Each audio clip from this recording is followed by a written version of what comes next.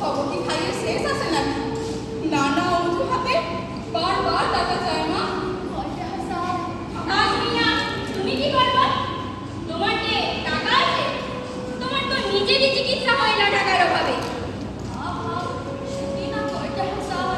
থামো তুমি।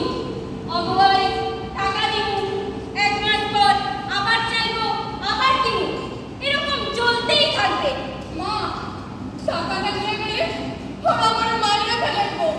হেলে আমি আর ফিরুম না। হ, মাইয়া ফেলাইব, অত সোজা?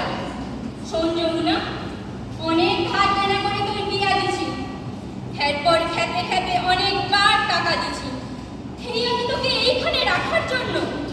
তোর তোর বইনের বিয়ার টাকা এখনো জোগাড় হয় নাই, তোর আমার বাপের চিকিৎসার পয়সা নাই, এরপরে তোর বাপের শরীর দিন দিন ভাঙতে আছে, আর কয়দিন ফ্যান চালাতে পারবে মানুষটা কে জানে।